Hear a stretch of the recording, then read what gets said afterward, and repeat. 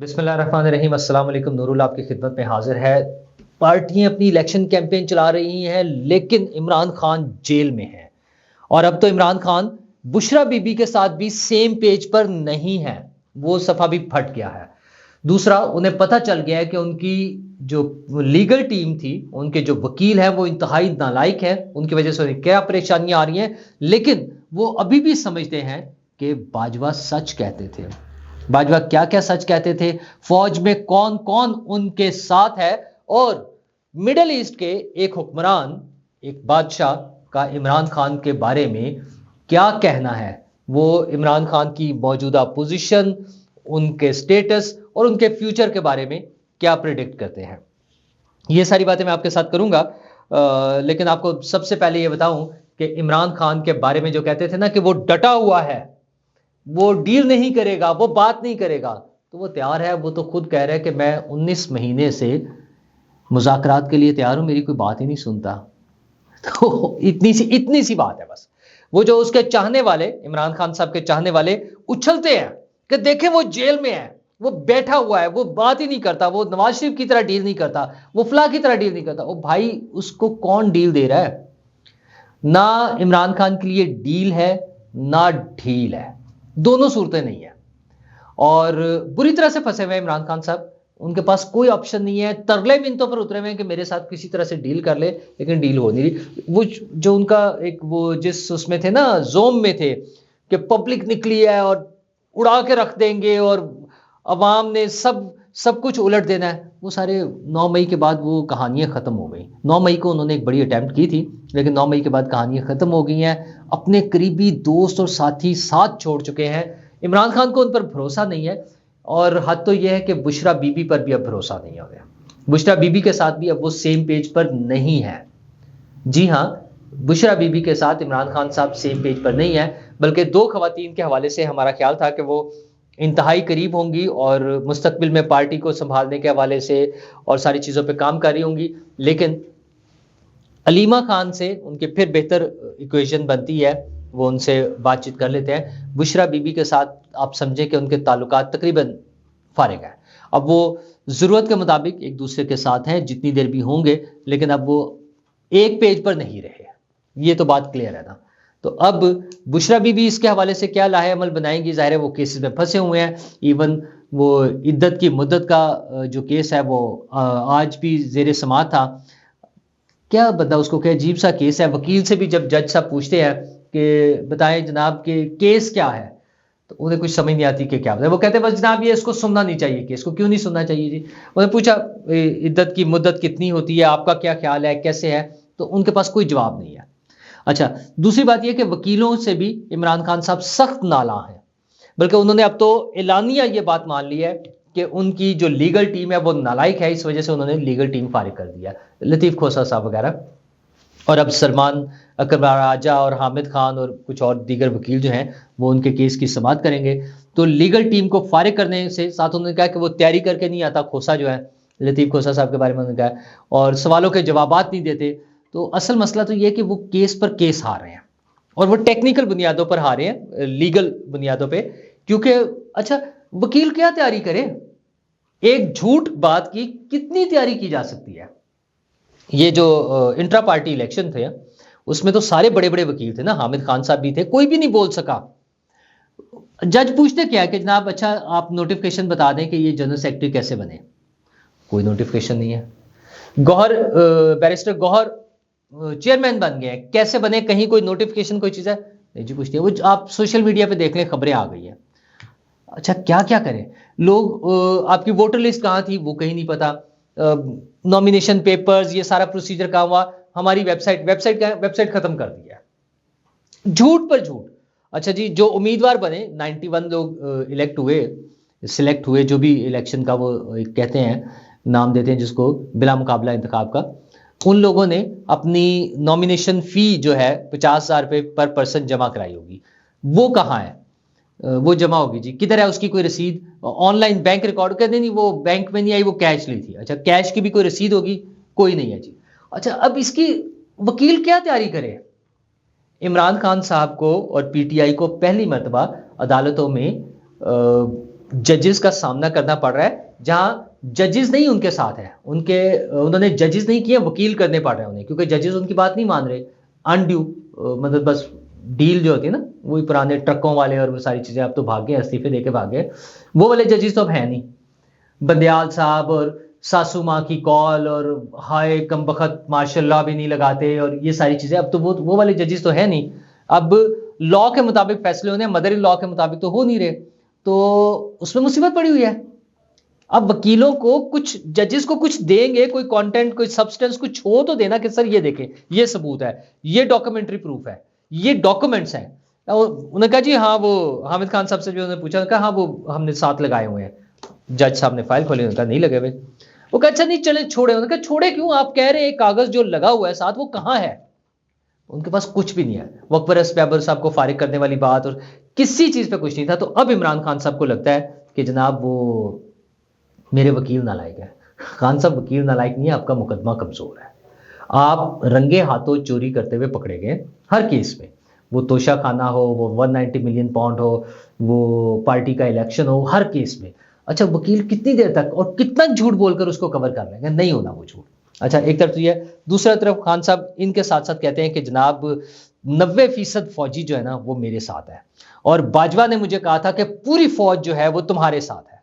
अच्छा, बाजवा की बड़ी मानते हैं, मतलब कितना क्या खूबसूरत जी, आज भी उन्हें बाजवा की बातें याद आ रही है कि बाजवा ने कहा था कि सारी फौज तुम्हारे साथ है। अच्छा जी, वो 90% फौजी होंगे, अगर हम ये एज्यूम कर लें कि 90% फौजी, कितने बन जाएंगे? 6 लाख फौज है, 6 और लगा ले 12 लाख, तो 12 लाख से आप इलेक्शन जीत जाएंगे? नहीं होता, इस तरह इलेक्शन नहीं होता। अच्छा वो सारे लोग आपके साथ नहीं होते। हाँ, चूंकि वो एक प्रोजेक्ट इमरान खान था जो पूरे इंस्टीट्यूशन ने चलाया, मतलब मुझे याद है एक ब्रिगेडियर साहब हमारे दोस्त थे रिटायर्ड, वो कहते थे यार मैं 15 साल तक अपने घर, अपने बच्चों को, बीवी को, सबको जाकर कहता रहा हूं कि इमरान खान तो समझे फरिश्ता है, आसमान से उतरा है और बाकी सब चोर डाकू है। तो अब जब मैं उन्हें जाके कहता हूं नहीं यार इमरान खान गलत है, तो वो मेरी बात ही नहीं मानते, वो हंसते हैं मुझ पर, वो कहते हैं बाबा जी आपकी तबीयत ठीक है, क्या बातें करते हैं आप, आपने तो हमें सिखाया है, ये इसी में हमारा ब्रॉटअप हुआ है सारा कि इमरान खान आसमान से उतरा था। तो अब आकर उन्हें पता चला है कि वो आसमान से नहीं उतरा था, उन्हें उन लोगों ने इमरान खान को अपने सर पर बिठाया हुआ था और उसी को आसमान समझते थे। तो वो आज उन्हें भुगतना पड़ रहा है। और दूसरी मसला ये है कि फौज का एक अपना डिसिप्लिन है, वो डालना ज़ाहिर इंडिविजुअल हर एक का वो है, हक है, वो डालेंगे, जो जिसको चाहे डाल दे। लेकिन खान साहब का ये जो कोशिश होती है ना बार बार फौज के अंदर नफरत पैदा करना, दराड़ें डालना, तब्दील करना, किसी तरह से कोई लड़ाई झगड़ा करा देना, इस चक्रों में वो लगे हुए हैं। अच्छा, और फिर उसमें जो पीक थी उनकी वो उन्होंने करके देख लिया, 9 मई भी कोई रिजल्ट नहीं निकला, आइंदा भी यही रहना है। अब इसमें आपको 2 चीज़ें सुना दूं कि एक तो जनाब डोली डंडा हो रहा है उनके लोगों का।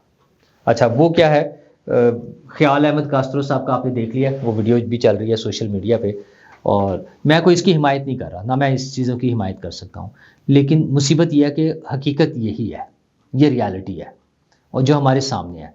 और ये फवाद चौधरी से याद करें आप, जहाँ से बातें शुरू हुई थी, मैंने तो वो स्टोरी भी सुनाई कि बंदा उल्टा लटका हुआ है, फिर रस्सी टूटने का रो रहा है कि अल्लाह की कसमें माफ़ कर दो, रस्सी टूट जाएगी, इस तरह की बातें। फिर वो फवाद चौधरी साहब भागे हैं जब अदालत के अहाते की तरफ पुलिस को देखा है उन्होंने, ये सारी चीज़ें हमने देखी हैं, इंतहाई अफसोसनाक है, शर्मनाक है, लेकिन रियलिटी है। इमरान खान साहब और उनकी सियासी जमात की हुकूमत ने लोगों को इंतकाम का निशाना बनाया। मतलब बीइंग प्राइम मिनिस्टर वो अमेरिका में खड़े होकर कह रहे थे मैं आता हूं, मैं टीवी उतार दूंगा, मैं एसी उतार दूंगा। क्या शर्म की बात है यार, आप वजीर आजम थे इस मुल्क के, क्या हमारे वो मतलब। अब वो ख्याल कास्त्रो साहब को अगर कुट पड़ती है या कुछ और लोगों को, अच्छा इन लोगों ने भी खुद भी पंगे लिए हैं। एक तो 9 मई वाला तो अपनी जगह है, 9 मई के बाद एक साहब इधर जनूबी पंजाब एक शहर में उन्होंने इलेक्शन लड़ना था एमपीए का, तो उन्होंने कुछ दोस्तों से कहा कि यार मेरी वो फलां जो अफसर है ना उससे मेरी मुलाकात करा दे। अफसर चेंज होकर नए आए थे, उन्हें बड़ा समझाया दोस्तों ने कि यार तुम्हारे खिलाफ कोई केस नहीं है, तुम्हारा अभी तक कहीं नाम नहीं है, तुम खामोश होकर जाके अपने कागजात जमा कराना, अगर हो गए एक्सेप्ट तो ठीक है इलेक्शन लड़ लेना, नहीं जरा बेहतर होता है पहले एक दफ़ा मिल लो जरा ना। तो चले गए जी, वो अफसर साहब ने बुला लिया, किसी दोस्त से सिफारिश कराई, उन्होंने कहा हाँ आ जाए मिल लें, चाय वाय पिलाई, उन्होंने कहा जी बताएं, उन्होंने कहा जी मैं इलेक्शन लड़ रहा हूँ, उन्होंने कहा वेरी गुड, लड़े इलेक्शन, आप आज़ाद उम्मीदवार के तौर पे अपने कागजात जमा करा दीजिएगा। उसने कहा नहीं सर मैं तो देखे ना वो करूंगा, पीटीआई की तरफ से करूंगा, लेकिन हाँ जीत के फिर मैं जैसे आप जो हुक्म आपका होगा वही करूंगा, ये टोटल औकात है। उन्होंने कहा ना बेटा, आपने कागज भी आज़ाद उम्मीदवार के तौर पे जमा कराए आप।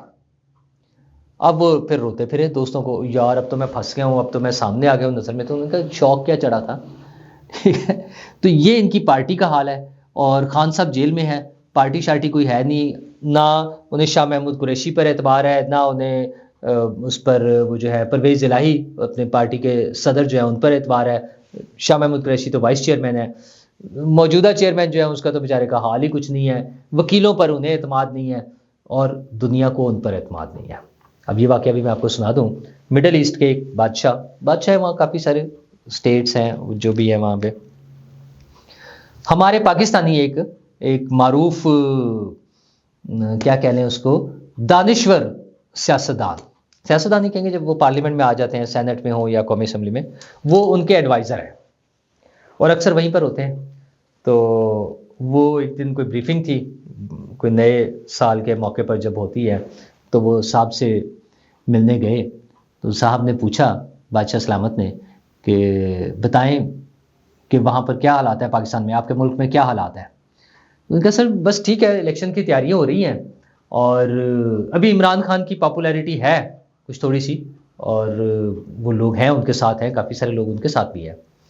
तो उन्होंने कहा brother don't take his name in front of me. कहा वैसे ब्रदर हैं तो बॉस, लेकिन उन्होंने ब्रदर कह के उन्हें कॉल करते हैं। उन्होंने कहा मेरे सामने उसका नाम ना लें, इमरान खान जो है वो माजी का किस्सा बन गया हुआ है, वो माजी का किस्सा है, अब वो नहीं होगा। जो मेरी प्रेडिक्शन है, उनकी प्रेडिक्शन ये है कि इमरान खान अब माजी का किस्सा है। तो वो जो उनके चाहने वाले उछलते हैं ना कि इमरान खान तो मुस्लिम उम्मा का लीडर था